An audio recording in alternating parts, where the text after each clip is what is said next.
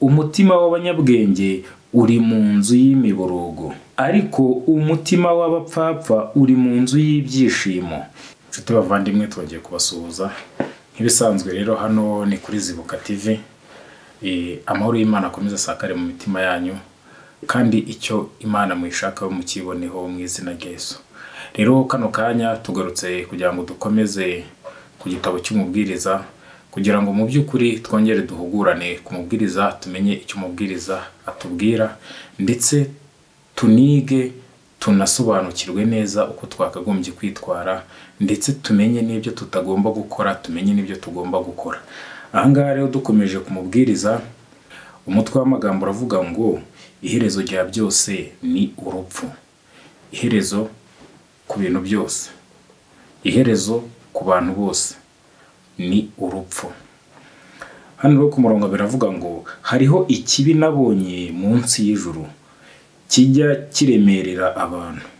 Umuntu Imana yahaye ubutunzi n'ubukire n'icyubahiro, ntabure ibyo umutima we wifuza byose, ariko Imana ntimuhe inda yo kubirya, ahubwo umushyitsi akaba ari we ubyirira. Ibyo nabyo ni ubusa, ni indwara mbi. Umuntu ubyaye abana 100 akamara imyaka myinshi, iminsi yo kubaho kwe ikagwira, ariko umutima we ntuhage ibyiza, akabura naho ahambwa. Ndavuga yuko bene uwo arutwa n'inda yavuyemo.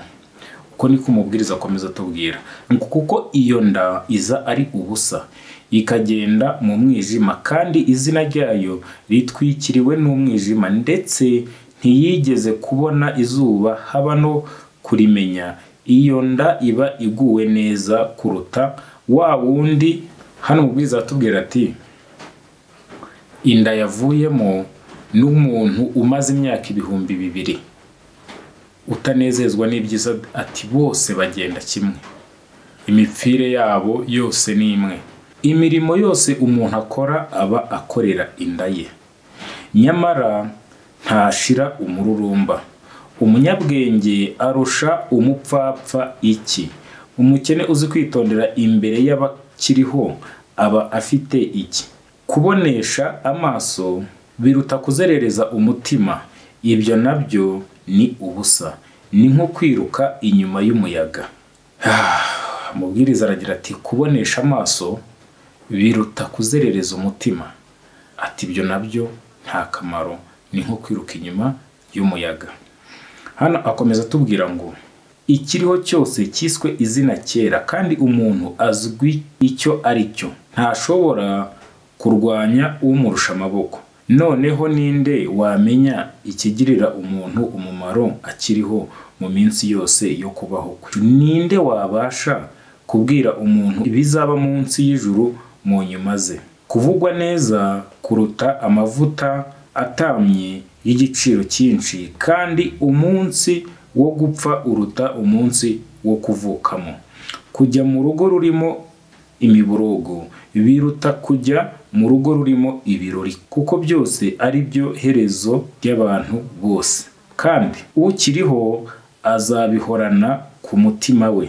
Agahinda karuta guseka, kuko agahinda kagaragaye mu maso kanezeza umutima. Umutima w'abanyabwenge uri mu nzu y'imiborogo, ariko umutima w'abapfapfa uri mu nzu y'ibyishimo.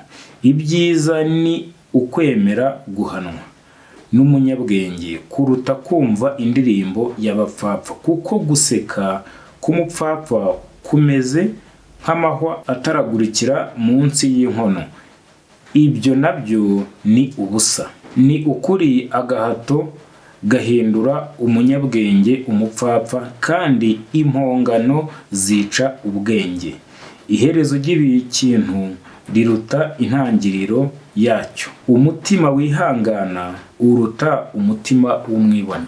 Rero nshuti bavandimwe, ahangaha navuga ngo hari ibintu Imana ishaka ko dukora, hari ibintu Imana yaturemeye, hari ibintu byinshi muri ino si. Hari n'ibyo twibwira ngo ibisi byanjye, ngo none se ngo Imana oya.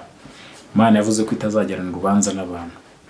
hari igihe tubona ko nta nzira yo kubikoramo, hari igihe tubona ko nta bushobozi bwo kubikora, hari igihe dushaka impamvu zigiye zitandukanye zigaragaza cyangwa se zitwumvisha impamvu zo kudakora ibyo bintu byiza.